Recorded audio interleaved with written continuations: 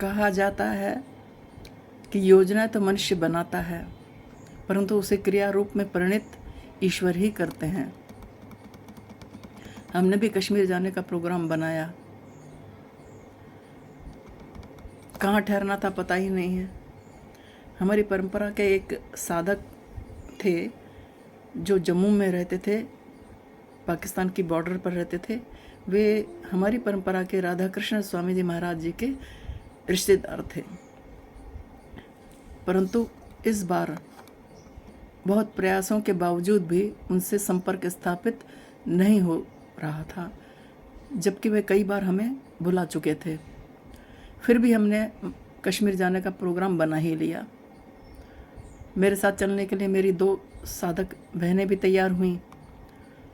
अब यहाँ से गुरु शक्ति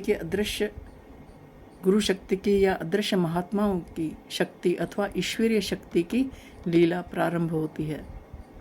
मुझे कुछ समय के पश्चात ज्ञात हुआ कि देवास में जम्मू से कुछ लोग आने वाले हैं। वो मुंबई के गणेशपुरी स्वामी मुक्तानंद महाराज जी से संबंधित थे। वे आए, पहली बार भेंट हुई थी उनसे। सभी बहुत ही सज्जन, भले और शांति प्रवृत्ति के लोग थे। शांत प्रवृत्ति के लोग थे। 4 पुरुष तथा 2 महिलाएं थी। बातों ही बातों में हमने उन्हें बताया कि हमारा कश्मीर आने का विचार चल रहा है। यदि वहाँ किसी स्थान पर हमारे ठहरने की समुचित व्यवस्था हो सकती हो तो बहुत अच्छा। कुछ दिनों के पश्चात उनका 1 हफ्ते का कार्यक्रम था।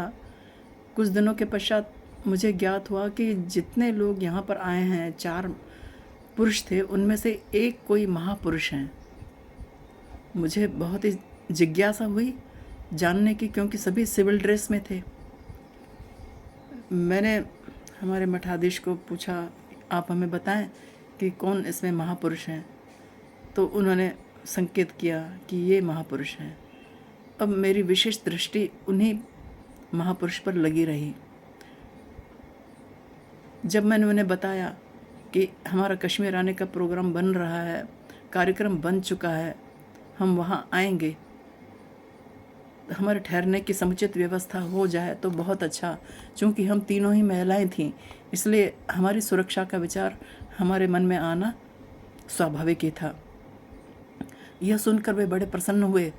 उन्होंने कहा, आप हमें केवल यह बता दें कि आप किस दिन किस ट्रेन में जम्मू आ रहे हैं, शेष हमारे ऊपर छोड़ दीजिए, हम आपको स्वयं कश्मीर घुमाएंगे।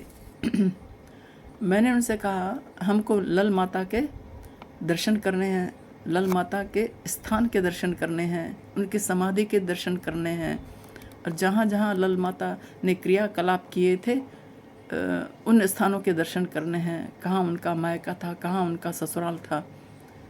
और फिर जो हमारे आदि गुरु स्वामी परमानंद तीर्थ जी महाराज जी हो गए हैं, हमारी परंपरा के कितने उच्च कोटि की विभूतियाँ हैं, तो उन लोगों का स्थान, उन लोगों का जो संबंध था वो कश्मीर से जुड़ा हुआ था। तो कश्मीर के इन स्थानों को देखने की मन में बड़ी लालसा थी। उन लोगों के आश्वासन देने पर ये हमारी लालसा पूरी होती हुई मुझे दिखाई दी। 25 अप्रैल को हमारा रिजर्वेशन मिला। 2018 का वर्ष चल ही रहा था। 11 मई को वापसी का टिकट भी हमने करवा लिया था। दैवयोग से यात्रा के 2 दिन पहले एक गुरु बहन का स्वास्थ्य बिगड़ गया, इसलिए उनका टिकट कैंसिल करवाना पड़ा। मन में विचार आया कि इस यात्रा में कौन कौन जाएगा, यह संभवतः पूर्व से ही निश्चित था। हम दोनों 26 को जम्मू पहुँचे। स्टेशन पर लेने के लिए पिता पुत्र दोनों आ गए थे।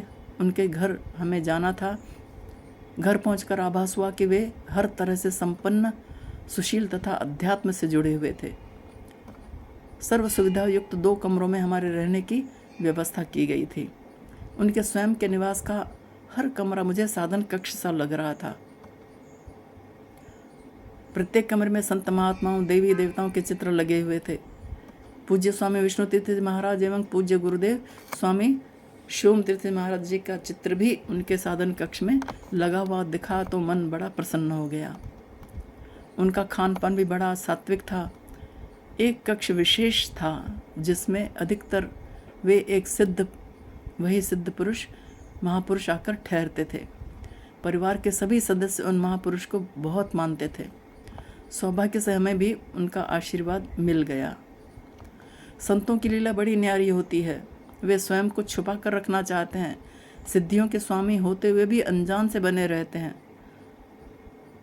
उनकी इच्छा थी कि उनका जिक्र न किया जाए, किसी भी तरह से उनका नाम नहीं आना चाहिए, लेकिन अपने लोभ को तो मैं उसका संवरण नहीं कर सकी मैं।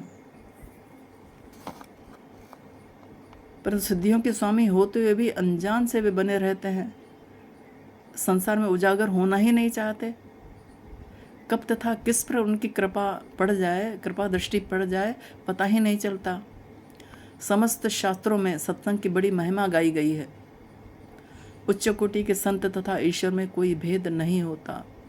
इसीलिए गुरुदेव जी ने अपने भजनों में कहा है कि सत्संगत हरि नाम गान गुण कलयुग नाव समाना, जो जन चढ़े सो उतरे पारा, भव में नहीं भुलाना। उपमन्यु गोत्रीय उस ब्राह्मण परिवार के ऊपर उन सिद्ध महापुरुष की बड़ी कृपा थी। वे हमें अपनी फैक्ट्री में ले गए तो उनके ऑफिस में भी कई महात्माओं की तस्वीरें लगी हुई थी तथा कई आध्यात्मिक पुस्तकें भी रखी हुई थी। फैक्ट्री का परिसर कई प्रकार के वृक्षों से आच्छादित था।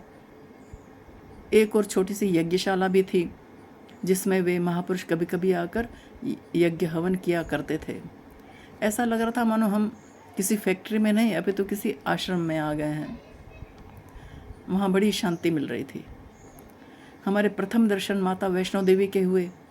जीवन में प्रथम बार हेलीकॉप्टर में बैठने का अवसर मिला। जम्मू में अन्य दर्शनीय स्थलों पर भी गए। जम्मू शहर से लगभग 25 किलोमीटर की दूरी पर विमुक्तेश्वर महादेव है। स्वर्ण जट मंदिर बना हुआ है उनका। वहाँ के राजा ने इसे बनाया था। बहुत सुंदर मंदिर है। उसके बाद लगभग उतनी ही दूरी पर दूसरी दिशा में उत्तर वाहिनी में शिव जी के 12 ज्योतिर्लिंगों का मंदिर है। बीच में एक विशाल ज्योतिर्लिंग था जिसकी ऊंचाई लगभग 4.5 फीट थी।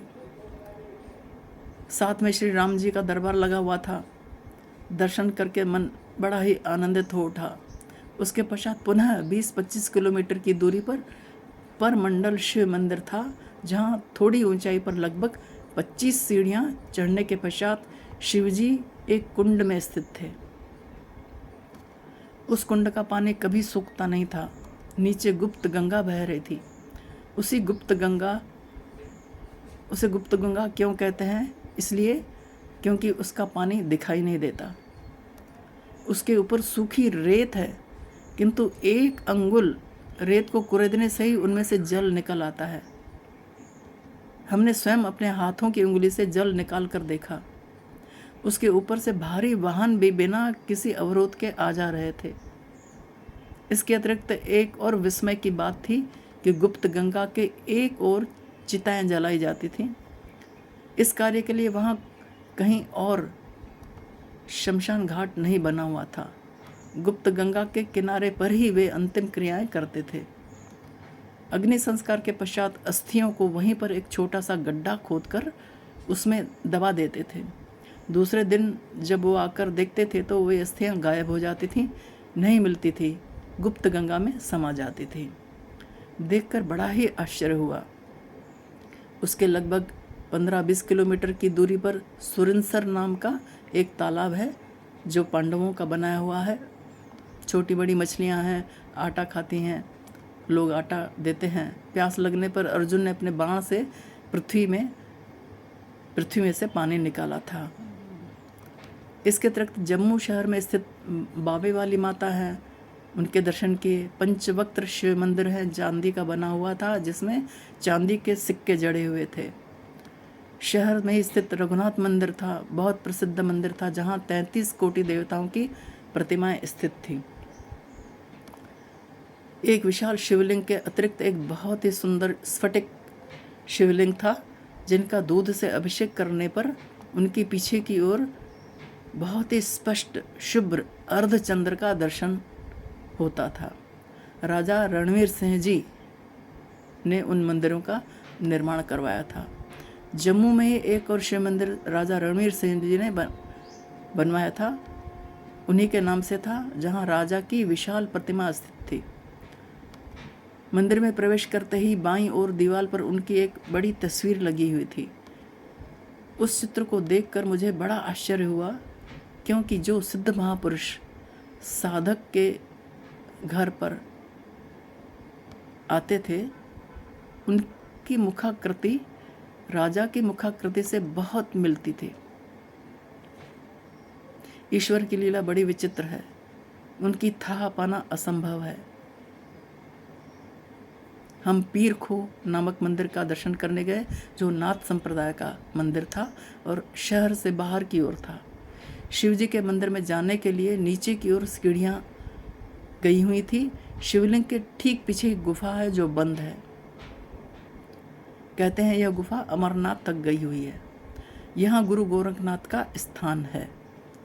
अगले दिन हमने श्रीनगर के लिए प्रस्थान किया। ड्राइवर समेत हम 7 लोग थे, जिनमें 3 महिलाएं थीं और मुख्य रूप से एक वयोवृद्ध अनुभवी सज्जन थे, जिनके मार्गदर्शन में हम यह यात्रा कर रहे थे। ये सज्जन ही वे महापुरुष थे।